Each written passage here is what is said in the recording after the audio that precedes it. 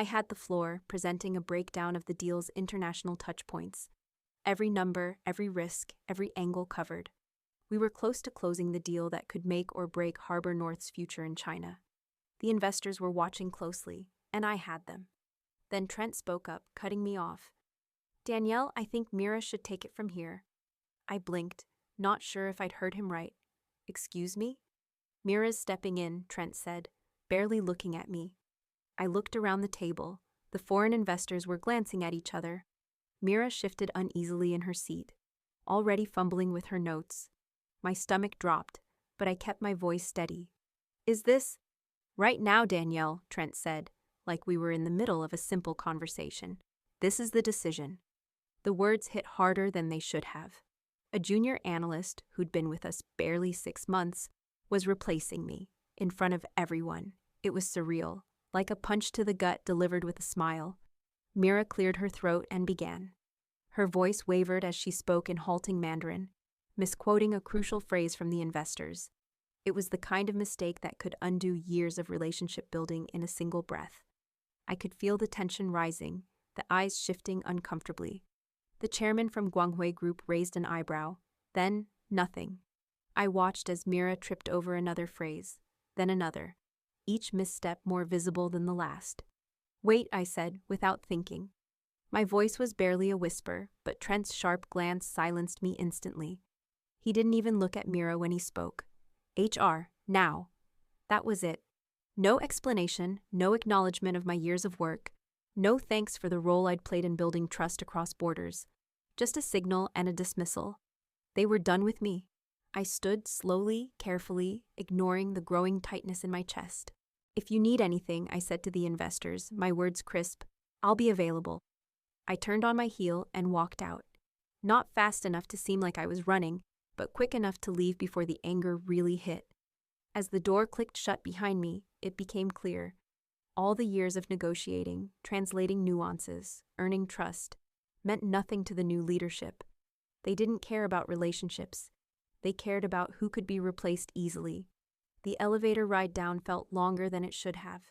The pit in my stomach grew heavier, but I didn't let myself break down. Not yet. That would come later, when I was alone. 12 years. That's how long it took to get here. 12 years of late nights, burned-out weekends, and learning to navigate a business culture I hadn't been born into. I started at Harbor North as a junior analyst with nothing but an old laptop and a tattered binder of Mandarin business etiquette.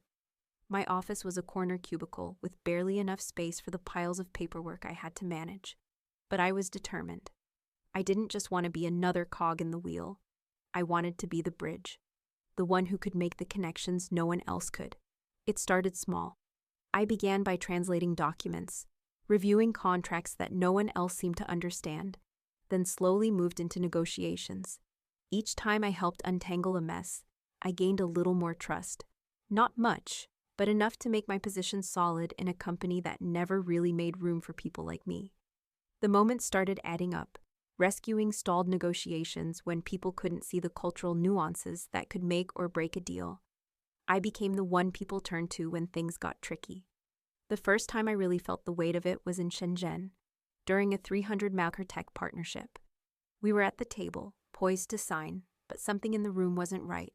The investors were shifting in their seats, their smiles growing tight.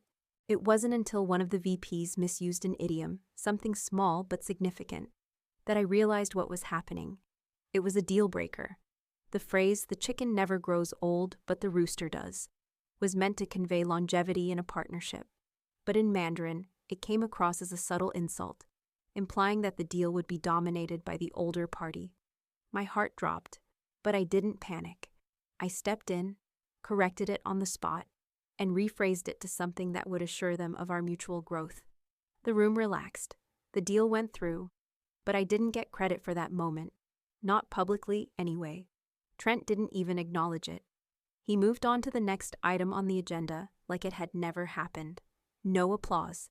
No acknowledgement that I had just saved that deal from falling apart. I'd been pushing those moments down, swallowing the frustration. They weren't new to me. I was used to working in the shadows, doing the heavy lifting without the spotlight. But lately, it was starting to weigh on me. How many more times would I have to save their asses before they realized what I was actually doing? How many more times would I be invisible in my own success? I'd become the only continuity between Harbor North and its growing China portfolio, the one person who understood the subtleties, the unspoken rules that kept everything running smoothly. But it wasn't enough. It was never enough. No one had ever taken the time to really see what I brought to the table, except, maybe, the investors I'd worked with over the years. They'd always respected me. Maybe that was enough. Or maybe it wasn't. I couldn't really tell anymore. But now, as I stood there in the elevator, the weight of 12 years of sacrifice, of work, of trying to be someone I wasn't, suddenly felt like a total waste. The door opened, and I stepped out into the lobby, the cold air of the building a stark contrast to the heat building inside me. The parking garage was quiet, empty, like a hollow shell. I paused before I reached my car, staring at the lot, letting myself feel the finality of it. Maybe I wasn't meant to be invisible anymore. Maybe it was time to find somewhere else to build. But first, I had to walk away from everything I'd fought for, and trust that I'd get something better on the other side. I didn't have time to dwell on the dismissal, not with the pressure of the next few days bearing down on me. I knew Harbor North had a new VP of Global Development, Trent. He'd been brought in to modernize the company, whatever that meant. All I knew was that his polished resume and sleek PowerPoint presentations were already starting to raise alarms. I could see it in the way he dismissed the long-standing ways of doing things, especially the part of the business I handled. The first time Trent spoke to me, he barely looked up from his screen. "Danielle, you'll need to streamline this," he said, pointing to a contract I'd been working on for days. "Cut the fluff, make it clean." I swallowed my irritation. I knew what he meant by fluff. The cultural nuances, the language subtleties that could prevent misunderstandings. That was the core of what I did. But Trent didn't see that. He saw it as inefficiency. From then on, it became routine. He'd send me his rushed contracts to clean up, his rigid, template-driven approach needing constant adjustment to fit the reality of the regions we were negotiating with. Every time I made a correction, I could feel his impatience in the way he skimmed my notes, never truly seeing the value in the revisions. Each change I made was invisible to him, but not to me. I was used to the quiet nature of the work, but this was different. It was a daily reminder that I was just a cog. His modernization had no room for the relationships I'd built or the bridges I'd constructed. It was all about efficiency now, and that meant cutting out the parts of the process that took time, the human touch. The Bahrain deal was a breaking point. We were rushing to close a contract, and Trent had pushed through a version of the agreement that violated local business law. Something subtle, a clause that had to be worded a certain way to ensure compliance. If we moved forward with it, the whole deal could collapse before it even started. I stayed up all night rewriting the clause, ensuring that everything was legally sound. When I sent it back to him, I thought he'd at least acknowledge the work. But he didn't. He barely glanced at it before forwarding the document to his team. No thanks. No mention of the potential disaster I'd just avoided. A few days later, I overheard Trent in the hallway, talking to one of the senior managers. He was dismissing me, dismissing everything I did. "Danielle's great at slowing things down," he said, laughing lightly. "But all these side rituals, they're just unnecessary distractions." My stomach churned. Side rituals, that's what he called it. The stuff that kept deals intact, the stuff that built trust. I started documenting everything, not because I wanted revenge, but because I needed to see, in black and white, that my work mattered. Every time I corrected one of his contracts, every time I flagged an issue he hadn't caught, I wrote it down. I wasn't going to be invisible anymore. I was doing something that mattered, and Trent wasn't going to be able to rewrite history. The Shanghai logistics deal was supposed to be the one where everything would come full circle. It was close to completion, and I'd been working on the final details for weeks. I knew this deal would set the tone for Harbor North's future in Asia, especially in China. But as the days ticked down to the signing, it felt like the walls were closing in. I spent an entire week tracking down the right gift. I wanted it to be meaningful, a gesture that would show we respected the history and culture of our partners. After much searching, I found it. A hand-carved rosewood box from a local artisan in Shanghai. The craftsmanship was exquisite, delicate, It felt right. I had the perfect words to go with it, too. A speech, carefully tailored in regional Mandarin, that referenced shared history and proverbs. A way to show we weren't just here for business, but for long-term, mutual respect. It was the kind of gesture that would set the tone for a partnership that would last. But when Trent saw the speech, he wasn't impressed. "That's too long," he said, eyes scanning the pages. "We don't need all this sentimental stuff. Keep it brief. It's a business deal, not a friendship." He handed it back to me without another word, dismissing everything I'd put into it. The speech didn't fit his version of modernization. He wanted cold, sharp business, devoid of any cultural nuance. It was typical. He didn't get it. "You'll give the gift, Mira," Trent said, turning toward the junior analyst, who'd barely spoken 2 words in the meetings we'd had. Mira, who still hadn't even mastered the basics of Mandarin, was going to give a speech she hadn't written, in a language she barely understood, in front of some of the most important people in the deal. I said nothing. I wasn't surprised. I wasn't even angry. I'd spent too many years anticipating moments like this. There was no point in raising a fuss now. But as I packed up the speech in the box, I noticed something in the final contract that made my heart drop. A clause buried in the middle, one I hadn't seen before. It wasn't about the terms of the deal, but about the role of the liaison. The clause stated that if the liaison were removed from the project, the entire agreement would be voided. No renegotiation, no second chances. I knew it wasn't a coincidence. Trent had seen this clause before, but he hadn't pointed it out. And now he was pushing me out. I didn't say anything about it. I wasn't sure if it was intentional or if it was just another oversight. But I knew that once I was gone, it would all fall apart. The trust, the relationships, everything I'd built would be gone in an instant.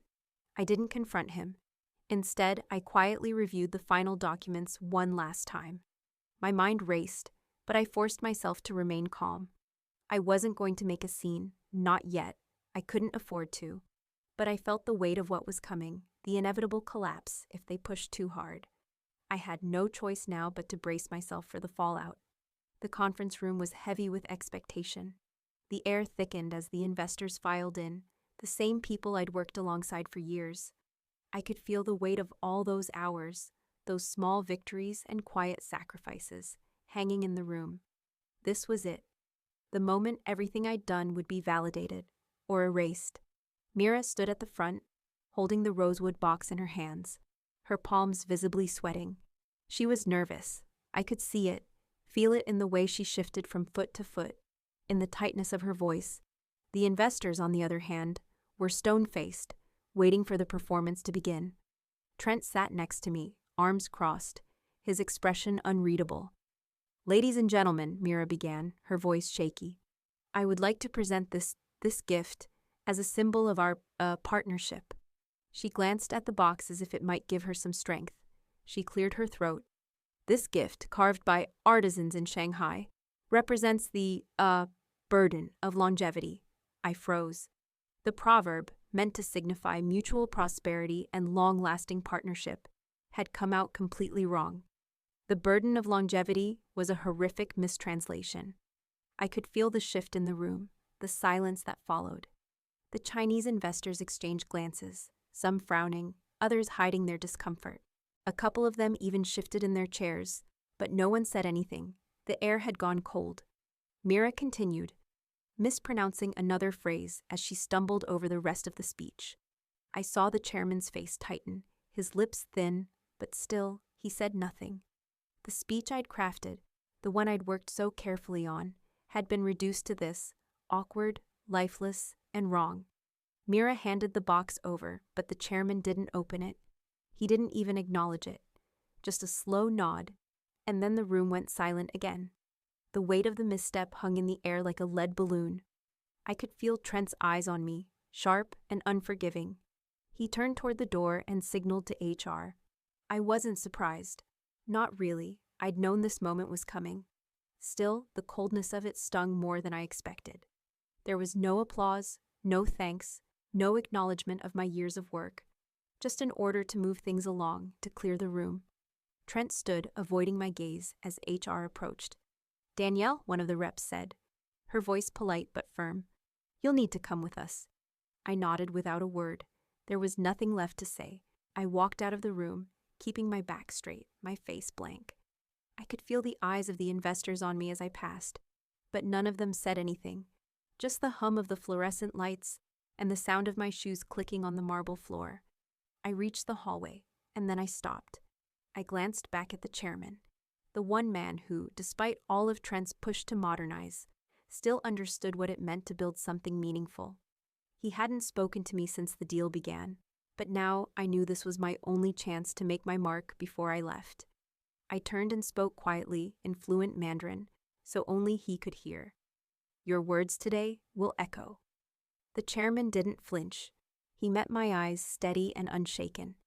Then in the same language, he replied, "So will yours." I didn't smile, I didn't nod, but his words lingered, a promise I didn't fully understand yet. I gave him a brief nod and turned, walking down the corridor without looking back. As I reached the exit, the sound of the door closing behind me was final, but I wasn't gone. Not yet. I had left something behind in that room, and I knew it wasn't just my job. I got home around 7 p.m., numb from the day. I made a pot of coffee, not because I needed it, but because I couldn't quite bring myself to go to bed yet. The silence in my apartment was suffocating, too loud and too still. I hadn't expected anything from Trent or Harbor North, at least not anything good, but the weight of the whole situation settled over me anyway. As I sat on the couch, scrolling through my phone, I got the alert.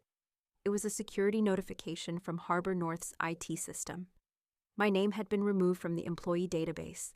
It was quick, efficient, sterile, just like everything else Trent had pushed for. There was no ceremony to it, just a line of code, executed without any drama. But it wasn't just a dismissal. That action triggered Clause 17 in the system, the continuity safeguard written into the contract between Harbor North and Guanghui Group. The clause was a failsafe, coded into every deal to ensure consistency and trust in the leadership. If the liaison were removed from the equation, the deal would automatically be voided. I didn't need to do anything. The system was doing its job for me. It took a few minutes for the full weight of it to sink in, but when it did, I felt the hollow satisfaction of knowing that the very thing I'd worked so hard to build had just unraveled. No revenge needed. No last-ditch effort to fight. The deal was dead without me, and I knew it. At 9:13 p.m., my phone buzzed again. A message. It was from a junior executive at Guanghui Group. I hadn't seen his name in years, but I recognized it immediately. "They'll find out tomorrow," I didn't reply. I didn't need to. I leaned back on the couch and stared out the window, letting the night unfold. I wasn't in a rush for anything. There was no victory to claim, no grand gesture to make. I had no intention of gloating or taking satisfaction in the collapse of the deal. What had happened had happened. It was just the consequence of the moves they'd made, and they'd learn that soon enough. It was quiet in the apartment. I let the time stretch, waiting for whatever came next, letting the world continue without needing to be part of it. The next morning, I woke up to my phone buzzing on the kitchen counter. I hadn't even bothered setting an alarm. The quiet of the apartment felt oddly comforting after everything that had happened. I poured a cup of coffee, watching the steam rise, and scrolled through the notifications that had piled up overnight. The first one was a news alert. The headline practically jumped off the screen. 2.5B Harbor North Guanghui Agreement collapses. I felt a quiet, satisfied certainty in my gut. The system had done its work. The deal was dead. I kept scrolling, and the panic hit next. Investors were scrambling. The stock had already dropped 14%, with analysts speculating on what the hell had just gone wrong. A handful of executives were trying to explain the loss, but it was clear they were flailing. But the real shock was the video that had leaked overnight. Mira, struggling through her misquoted speech, fumbling with the gift, the awkward silence that followed. The clip was circulating everywhere, especially in Chinese business circles. People were tearing it apart. Translations were everywhere. Lasting cooperation was being blasted as enduring hardship. The awkwardness of the moment was spreading like wildfire. Know your words. Trust the bridge. I sat there, not even surprised. The hashtags were trending. The Chinese investors had made their position clear, and the world was seeing it. A video of Mira's failure, of Trent's failure, was now a symbol of everything that had gone wrong. It wasn't just a mistake anymore. It was a symbol of disrespect, of cultural ignorance, and it was being shared across every platform. I took a sip of my coffee, letting the bitter warmth settle in my chest. No gloating, no triumph, just clarity. It had all played out exactly as I had known it would. The deal was never going to survive without the relationships, without the bridge I'd built. Trent had removed that piece, and now he was paying the price. The company was paying the price. I leaned against the counter, scrolling through the comments and news updates. Some of them were brutal, calls for accountability, messages from investors demanding answers. I felt detached, almost numb, watching it all unfold. But there was no joy in it, no satisfaction beyond the fact that the truth was finally out. They could never unsee what had happened. I didn't need to be a part of it anymore. The world had already spoken, and I wasn't looking back. The news hit the boardrooms fast. By mid-morning, I was getting reports about an emergency session being called at Harbor North. The CEO was scrambling, trying to figure out what had gone wrong, and Trent was about to face the fallout from a deal that had collapsed spectacularly. I didn't care. I'd already moved past the anger and frustration. Now, I just watched from a distance, knowing the storm was coming. From what I heard, the CEO was asking all the right questions. How had such a crucial clause been missed? How had they let a single mistake unravel a $2.5 billion deal? The board was putting everyone through the ringer, but it was Trent who was taking the heat. Trent's answers were predictable. He tried to spin it as a matter of efficiency. That firing me in the middle of the deal had been the right call for the company's future. He called it a necessary streamlining, but his words were falling flat. His usual bravado was gone. There was silence after he spoke. No one was buying it. Then came the real blow. A senior investor, one I'd worked with for years, finally asked the question that had been lingering in the air. "Do you even know who they trusted?" the investor asked, his voice steady but cutting. The room fell into a thick silence. Everyone knew the answer now. The investors had trusted me, the one who had worked on the ground, the one who had understood the subtleties, the one who had built a bridge that spanned cultures. And Trent? Trent had seen that bridge as a weakness, a roadblock to his modernization. Word spread quickly, and by the end of the day, the decision was made. The board stripped Trent of his title. He was reassigned to a low-visibility domestic role, something that wouldn't require any international dealings, far from the global platform he had coveted. I didn't feel satisfaction, just a quiet understanding that this was how things had to unfold. Trent had gambled, and he'd lost. That evening, just as I was sitting down to a quiet dinner, my phone buzzed. It was Trent. I stared at the screen, the call flashing up in front of me. I didn't need to answer. I didn't need to hear his voice now, not after everything that had happened. I let it ring, watching as the call went to voicemail. I didn't bother listening to the message. I hadn't needed him when he fired me. I didn't need him now. Instead, I set the phone down, picked up my fork, and continued eating. The evening was mine. Monday morning came with a surprise. I hadn't expected anything to happen so quickly, but when the formal invitation from Guanghui Group arrived, I couldn't help but feel a shift. They were offering me an exclusive consultancy, double my salary, full autonomy. I read the email twice, then once more, just to make sure it wasn't some kind of mistake, but it wasn't. I was being given a chance to step into something bigger, something that had never been offered to me before. No more playing behind the scenes, no more being the bridge between people who didn't really understand the value of the work I did. They wanted me. The next day, I was in their Manhattan office. The building was sleek, modern, a sharp contrast to the sterile walls of Harbor North's headquarters. The chairman, the same one who had spoken to me that day in the boardroom, was waiting for me. His presence was calm, measured. He didn't waste time with pleasantries. "We were testing them," he said, sitting back in his chair, his gaze steady. "Your removal from their team was a necessary move. It showed us who they truly valued." I nodded slowly, letting the words sink in. He wasn't wrong. Harbor North had made their choice, and it had cost them. "You've built relationships, Danielle," the chairman continued. "We see the value in that. We know what you bring to the table." I didn't respond right away. His words were hitting me differently now. All the years I'd spent trying to prove my worth, trying to build something that could be respected, had led me to this moment. "Thank you," I said, the words simple but full of meaning. It was time to stop building bridges for other people, time to start designing my own future. He slid the contract across the table. "This is yours if you choose it. A future of your own, to build what you know should be built, not what someone else demands." I signed without hesitation. There was no second guessing. As I pushed the pen away and shook his hand, the chairman's expression softened slightly. He switched to Mandarin, his voice low but sure. "Now, we build something real." I didn't miss a beat. I met his gaze, responding in the same language. "Now, we do." I stood, feeling the weight of the moment settle in. I wasn't a cog in someone else's machine anymore. I was the architect now, of my own future, and I wasn't going to waste a single second of it. I stepped out of the car in front of Guanghui's Shanghai headquarters, the heat immediately hitting me like a wall.